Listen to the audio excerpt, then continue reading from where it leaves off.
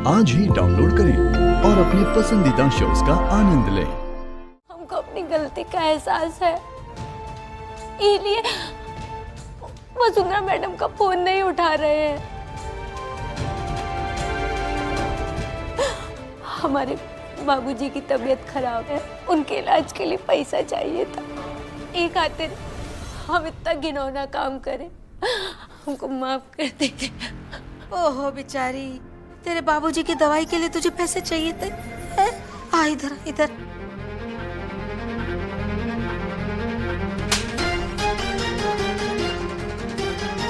नालायक, नमक हराम, शर्म नहीं आई तुझे?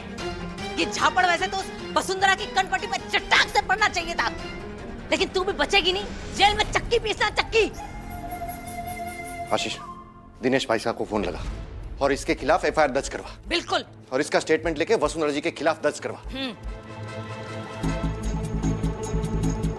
आपने जो हमारे घर में आग लगाई है, फैशन शो का सारा कपड़ा जला दिया, उसमें किसी की जान भी जा सकती थी। अटेम्प्ट टू मर्डर का केस बनेगा आपके और वसुंधरा राठौड़ के ऊपर। आपको आइडिया भी है कितने सालों के लिए अंदर जाएंगी आप? मैं दिनेश अंकल को फोन करता हूँ। हाँ, उन्हें बोलता हूँ कि किसी लेडी कांस्टेबल को भेजें इन्हें अरेस्ट करने के लिए, और वसुंधरा राठौड़ के खिलाफ एफआईआर लिखवाता हूँ। नहीं आशीष, नहीं, हम किसी को फोन नहीं करेंगे। वसुंधरा आंटी ने जो घिनौनी हरकत की है, उसका बदला सिर्फ एफआईआर से पूरा नहीं करेंगे। मैत्री, तुम कहना क्या चाह रही हो? मैं ये कहना चाह रही हूँ कि वसुंधरा आंटी मेरा करियर, मेरा इवेंट बर्बाद करना चाह रही थी ना, अब हमारी कामयाबी ही हमारा बदला होगी। वो मुझे गिराना चाहती है ना, वो मुझे जितना गिराएंगी मैं उतना ही आसमान छू के दिखाऊंगी उन्हें।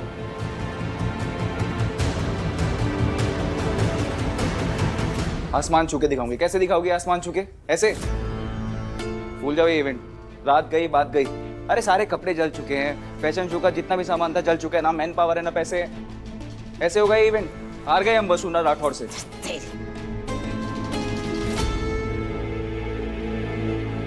पॉलिसी के पैसे भी खत्म हो गए, हम मुझसे हेल्प तो ये लेंगी नहीं, क्योंकि इनकी ईगो छोटी हो जाएगी, राइट? भूल जाओ ये इवेंट का सपना।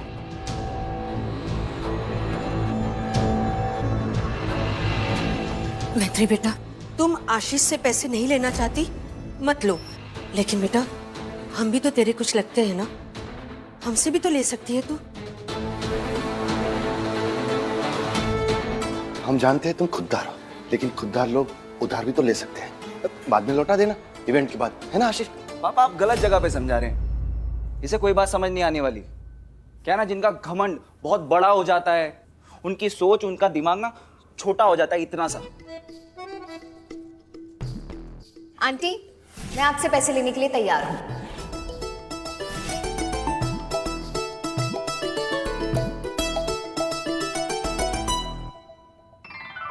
पर मेरी एक शर्त है। मुझे नहीं पता मैं आपके पैसे कब तक लौटा पाऊंगी, इसलिए इस उधार के बदले में मैं आपको अपनी कंपनी में 10% हिस्सेदारी देती हूँ। इसका मतलब है जितना भी प्रॉफिट होगा उसका 10% आपका। मंजूर है? बेटा, ये कंपनी हिस्सेदारी, ये मेरी समझ में कुछ नहीं आता। पर आप इतने सालों से घर संभाल रही है, जिसे घर संभालना आता है, हिसाब किताब आता है, उसको बिजनेस भी समझ में आता है, और आपकी हेल्प के लिए तो मैं हूं ही।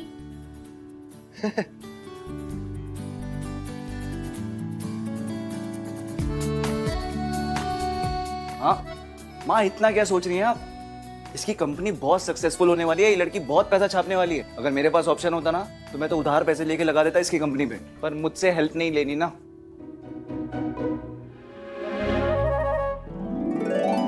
ठीक है बेटा, हमें तुम पर भरोसा है। अब हम भी तुम्हारी कंपनी में तुम्हारे साथ खड़े रहेंगे। अरे भौजी, आप भी पैसे लगा लीजिए, फायदा होने वाला है। अरे भौजी, ये क्या है ना, महिलाओं से ही पैसे लेंगी और कंपनी भी महिलाओं की बनाने वाली है, वरना तो हम भी उतर पड़ते मैदान में, है ना आशीष? तू तो उतरेगा ही बॉडम जो ठहरा। हम किसी को पैसे देंगे नहीं, लेंगे पैसे। क्या समझा? ये जो हमारे घर में अग्नि का प्रकोप हुआ है, इसमें जो बर्बादी हुई है, उसका हर्जाना कौन भरेगा? जब इसका इवेंट सफल होगा तब हम इससे उसका हर्जाना लेंगे। इसी लालच में हम इसकी मदद करेंगे। अरे पर भौजी, आप बिना पैसे लगाए मदद कैसे करेंगी? अपने स्टाइल में करेंगे। ये वसुंधरा राठौड़ ने जो हमारे घर में आग लगाई है ना, मैत्री का इवेंट जब सफल हो जाएगा तो उसकी जलन की आग हम वसुंधरा के दिल से धू धू करके उठती हुई देखना चाहते हैं। तब हमें शांति पड़ेगी। क्या करना है? कपड़ा सिलना है ना, हम खुद इसके साथ बैठ के कपड़ा सिलेंगे। मोहल्ले से 20 औरतें और बुलाएंगे, सबके सब मिलके काम करेंगे। हमें मालूम है समय कम है, लेकिन जब इतने सारे लोगों के हाथ एक साथ मिलके काम करेंगे तो 8 घंटे का काम भी 2 घंटे में हो जाएगा कि नहीं है? करेक्ट आई जी। दे ताली। क्या बात है। हाँ हाँ, हम भी कंपनी के हिस्सेदार हैं, तो हम सब मिलके काम करेंगे। हाँ हाँ,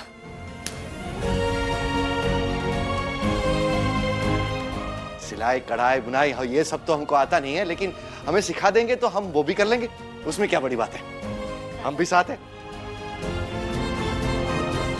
अब ठीक है, पापा कह रहे तो मैं भी अब जैसा पापा कहेंगे वैसे ही करूंगा ना। मैं भी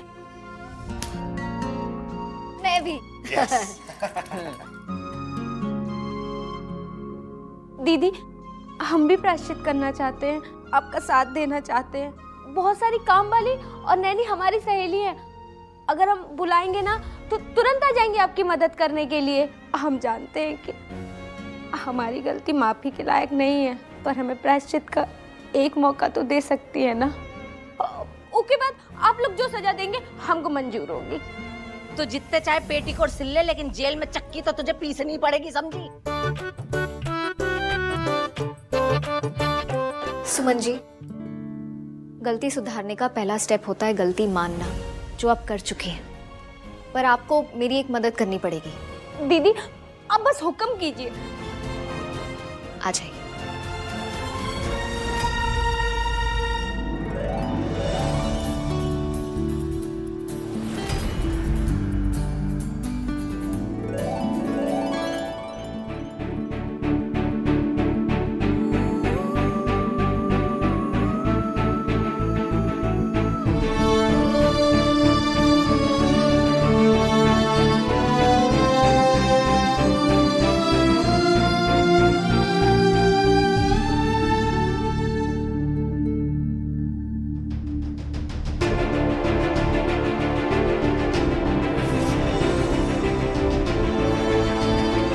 बोल तो दिया है मैंने, पर सब ठीक से हो जाए बस।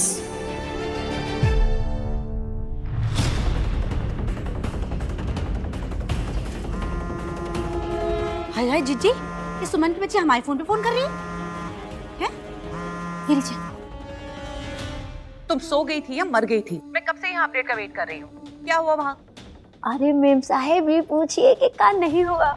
आपने हमसे ऐसा नाग लगवाई कि गांव वालों के सामान और कपड़न के साथ साथ मैत्री का सपना भी जल के राख हुई गवा। गुड, वेरी गुड सुमन।